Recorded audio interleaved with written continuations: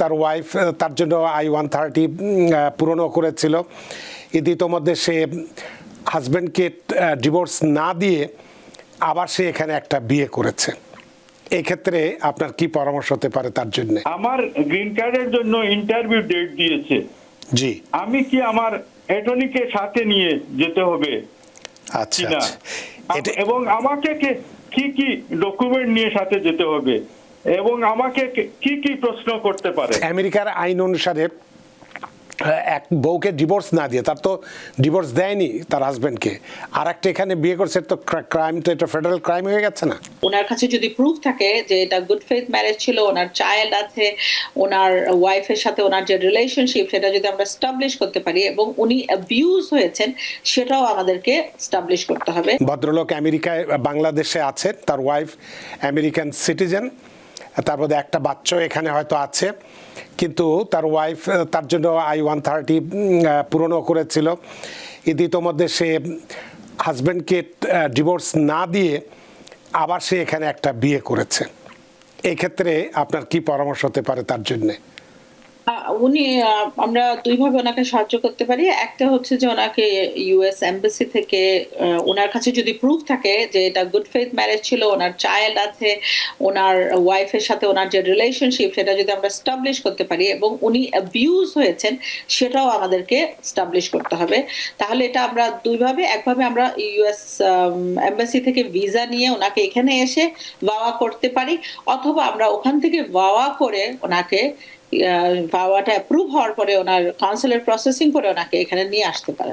কিন্তু এক্ষেত্রে তো দেখা যাচ্ছে যে ভদ্রমহিলা তো বিয়ে করে ফেলেছেন এবং আমেরিকার দুঃখিত আমেরিকার আইন অনুসারে এক বউকে ডিভোর্স না দিয়ে, তার তো ডিভোর্স দেয়নি তার হাজব্যান্ডকে, আর একটা এখানে বিয়ে করছে, তো ক্রাইম, তো এটা ফেডারেল ক্রাইম হয়ে গেছে না? এক্ষেত্রে কি হবে? এটা হচ্ছে বিগামি, দ্যাটস ডিফারেন্ট। আমি বলছি ওনার ইমিগ্রেশন প্রসেসের আচ্ছা, যে উনি কিভাবে অ্যাবিউজ হয়েছেন। উনি যদি অ্যাবিউজ হয়ে থাকেন ইউএস সিটিজেনের দ্বারা, তাহলে আমরা ওনার জন্য ভাওয়া ফাইল করতে পারি এখানে, এবং ওনার কেস যখন অ্যাপ্রুভ হবে তখন আমরা কাউন্সিলের প্রসেসিং এ এটা মাধ্যমে ওনাকে এখানে নিয়ে আসতে পারি। অনেক ধন্যবাদ প্রিয় দর্শক, আপনার প্রশ্নটি চলে গেছে, কিন্তু যতটুকু আমার মনে ছিল সেটুকু দিয়ে প্রশ্ন করেছে। আশা করি প্রশ্নটি আপনি বুঝতে পেরেছেন, আপনার বিষয়টি একই আছে। তো যে মোতাবেক পরামর্শ দেওয়া হলে আপনি যদি সেই মোতাবেক কাজ করেন তাহলে নিশ্চয়ই আপনার উপরে যে অবিচার হয়েছে সেটি অন্তত আপনি ফিরে পাবেন বা ন্যায় বিচার পাবেন বা এখানে আসতেও পারবেন। সুপ্রিয় দর্শক, কে আছেন টেলিফোনে? দয়া করে নাম পরিচয় দিয়ে আপনার প্রশ্নটি করুন। হ্যালো, আসসালামু আলাইকুম। ওয়াসলাম, আমি আখতার খান বলছি। জি, আমার মেয়ে ইউএসএ সিটিজেন।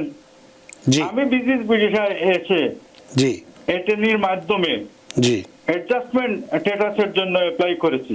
জি, আমার গ্রিন কার্ডের জন্য ইন্টারভিউ ডেট দিয়েছে। জি, আমি কি আমার অ্যাটর্নিকে সাথে নিয়ে যেতে হবে আচ্ছা কিনা?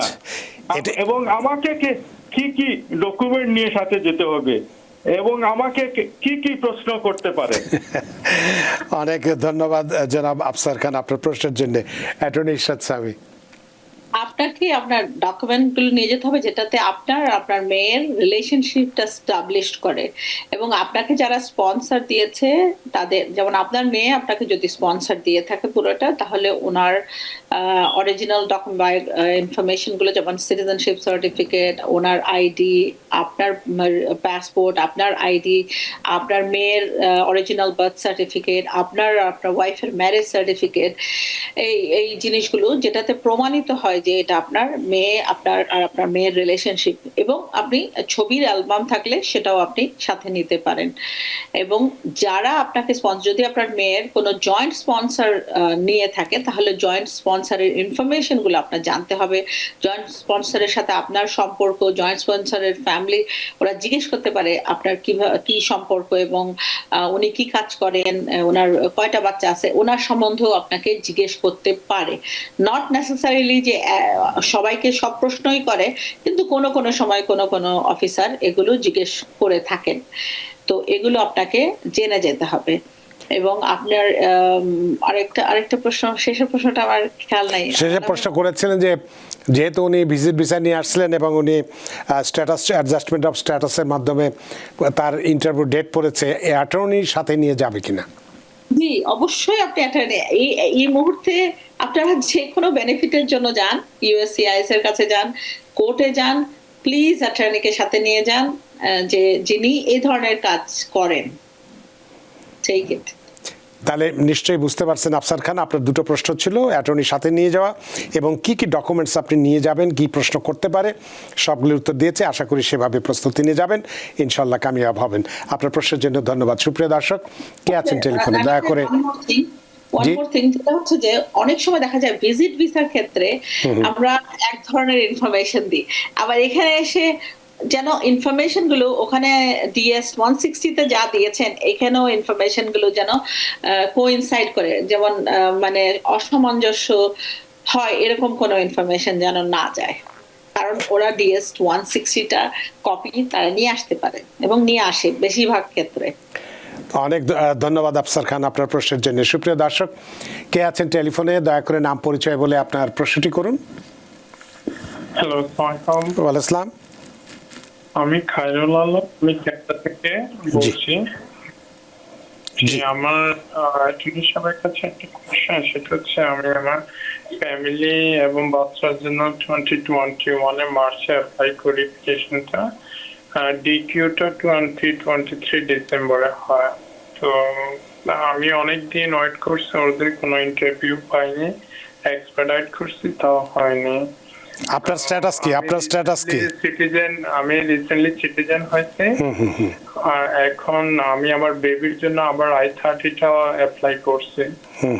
তো যেহেতু আমি লং টাইম ওয়েট করতেছি ওদের ইন্টারভিউর জন্য, আমার ওয়াইফ কি কতদিন নাগাদ ডাকতে পারে এবং আমার বেবির অ্যাপ্লিকেশনটা তাহলে কি হবে, আমাকে একটু কাইন্ডলি যদি অনেক আপনি একটু লাইনে থাকবেন যদি কোনো প্রশ্ন থাকে। অনেক ধন্যবাদ খায়রুল আলম।